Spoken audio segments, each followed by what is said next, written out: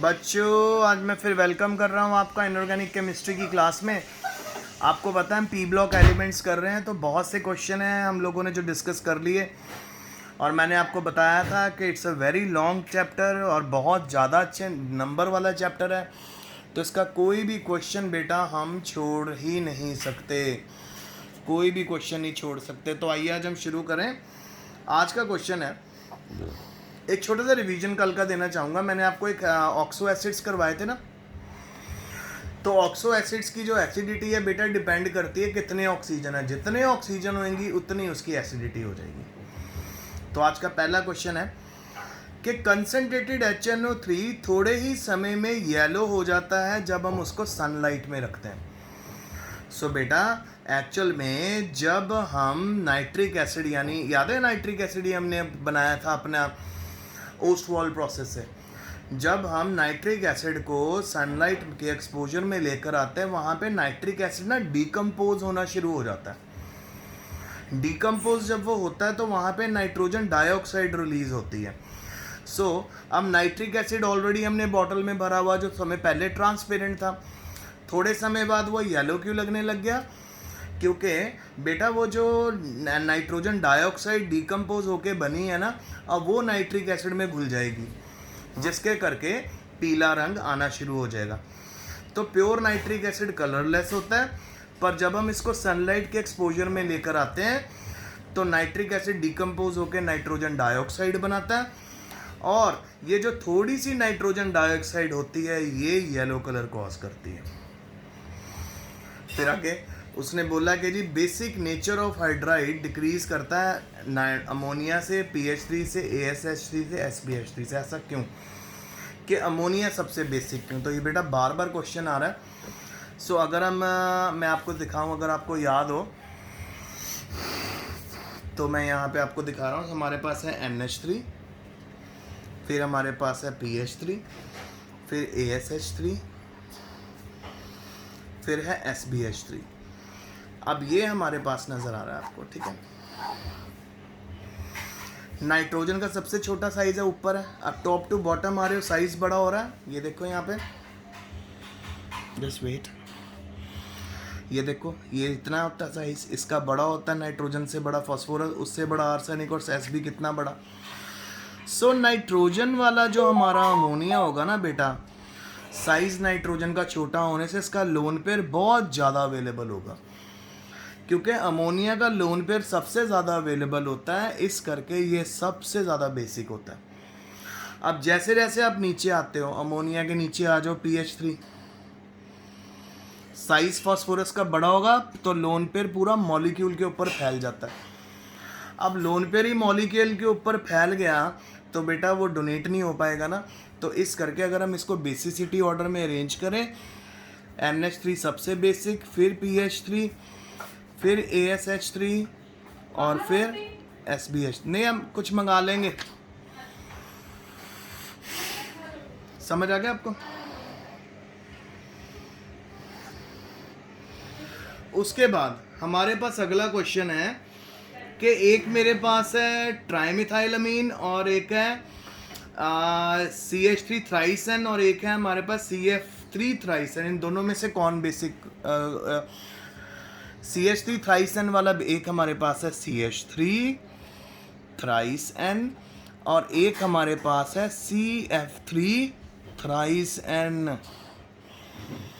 इनमें से कहता है जी ये तो बहुत बेसिक होता है और CF3 बेसिक बिल्कुल भी नहीं होता, इज नॉट बेसिक। ऐसा क्यों?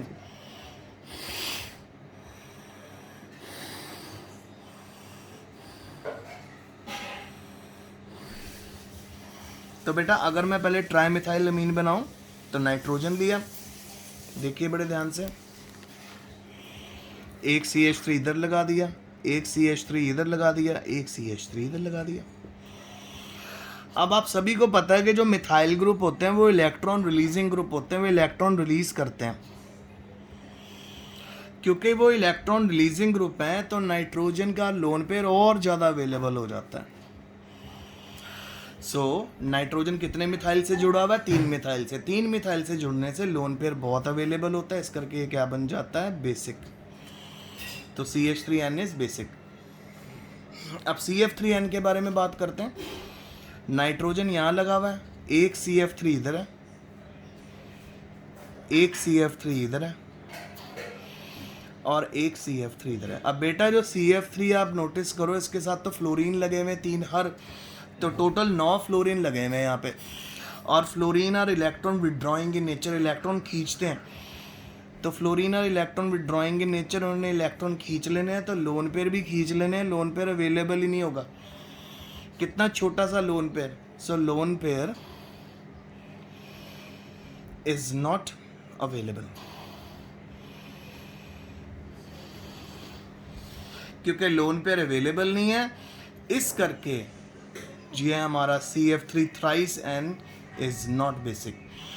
क्यों लोन पेयर अवेलेबल नहीं है? क्योंकि 3 जो कार्बन अटैच हुए हैं वो आगे फर्दर 3 फ्लोरीन से अटैच हुए हैं, और उन 3 फ्लोरीन ने बहुत पावर से इलेक्ट्रॉन सारे खींचे हुए, क्योंकि they are electron withdrawing group. Electron withdrawing group. और CH होता है इलेक्ट्रॉन रिलीजिंग ग्रुप।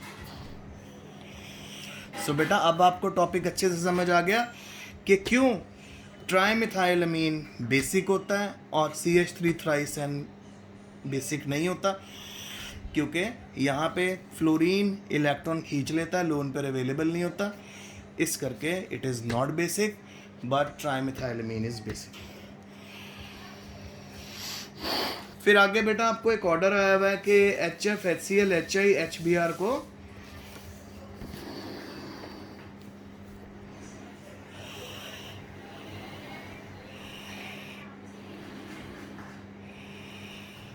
ये देखिए, जस्ट होल्ड ऑन।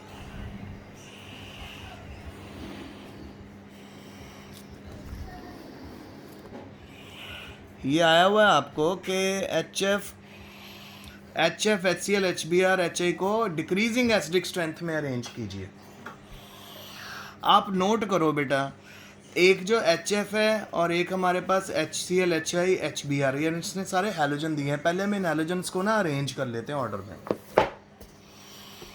सो जब आप ऑर्डर में अरेंज करो, पहले फ्लोरीन है, फिर क्लोरीन है, फिर ब्रोमीन है, फिर आयोडीन है, तो HH लगा दो साथ में। अब आप नोट करो HF, HCl, HBr। अब हम डाउन द ग्रुप जब जाएंगे, सो ऑब्वियसली इसका साइज बड़ा होगा एटम का।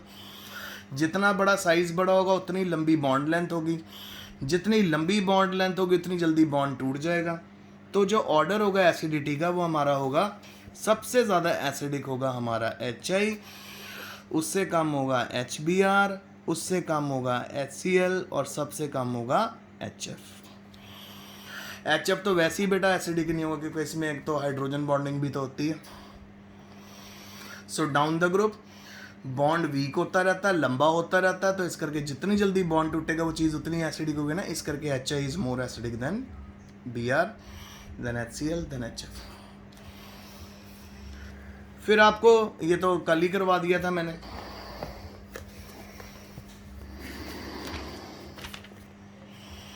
अगले क्वेश्चन में आया हुआ HClO4, HiO4, HbRO4 को कहता इंक्रीजिंग ऑक्सीडाइजिंग एबिलिटी में अरेंज करो। कौन ज़्यादा ऑक्सीडाइजिंग होगा? Increasing oxidising ability. सो बेटा आपको ऑलरेडी पता है, मैंने आपको बता दिया था कि जितना छोटा इलेक्ट्रोनेगेटिव आपका साइज, जितनी इलेक्ट्रोनेगेटिविटी ज़्यादा और साइज़ छोटा होगा, उसकी ऑक्सीडाइजिंग एबिलिटी उतनी ज़्यादा हो जाएगी। तो सबसे ज़्यादा ऑक्सीडाइजिंग एबिलिटी होगी हमारी HClO4 की, फिर HbRO4 आएगा और फिर एंड में आ जाएगा HiO4। तो इसमें ऑर्डर उल्टा हो जाएगा। देखो यहाँ पे बना हुआ ऑर्डर, ये देखो,